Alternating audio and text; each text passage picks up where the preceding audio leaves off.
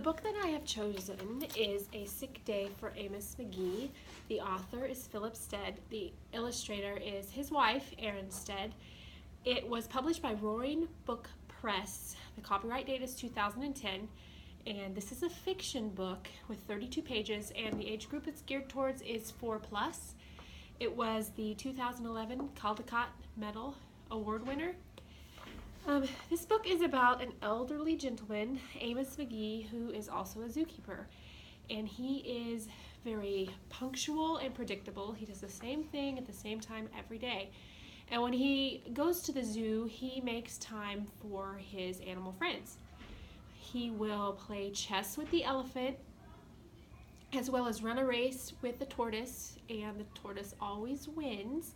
He sits with a shy penguin, and he lends a handkerchief to the rhino, and he reads a story to the owl, who is afraid of the dark. One day, Amos did not show up, and the animal friends became worried. So they hopped on a bus, and they went to Amos's house and found him sick in bed. The animals were relieved that he was okay, but Amos was very excited that his animal friends came to visit. So they carried on this, as much as they could, the same traditions that they shared every day. He played chess again with the elephant. The tortoise, he played hide and seek with him since they couldn't run a race. The penguin just sat on the end of his bed, keeping his feet warm. He still lent his handkerchief to the rhinoceros. And the owl read Amos a book because Amos was scared of the dark. After a while, they had some tea and decided that it was bedtime. So they all slept in Amos's room that night, and they knew they had to get up early and go catch a bus back to the zoo. I believe the theme of this story is that sometimes when you show kindness to others, that it can come back around. Maybe karma. If you're kind to others, others can show kindness to you. And I do feel that it is a good story for children because of that theme. It's not only do you need to be kind to people, but you can be kind to animals of all species. What I was really interested in is the illustrations in this book. Erin Stead, she used a wood block format,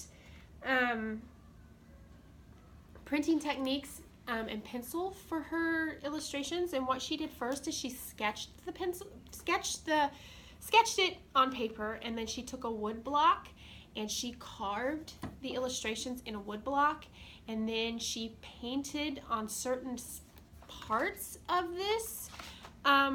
For instance, she would have painted the green on the man, the blue on the house, the orange on the tree. She painted it with oil paints, and then she had to wait a couple days to draw over it in pencil. And I did look that up online, and if you read my paper, there is a link to the website that tells how she did that, and I am very amazed. They're nice, soft primary colors, and it's just amazing how she did it. And I didn't even know such illustrations existed. It did remind me of, I try to teach my own children to be kind to others, and that's why it was a sweet, sweet book, and I did read it to my children so they could see that as well. My activity would be... Annie Abel, would you please call the computer lab? Mrs. Abel, would you please call the computer lab? Thank you. Would be to reality versus fantasy. I would list one part of the book, or list parts of the book that could be reality and parts that could be fantasy, and then how I would know, how the children would know. I'd have them write that down here.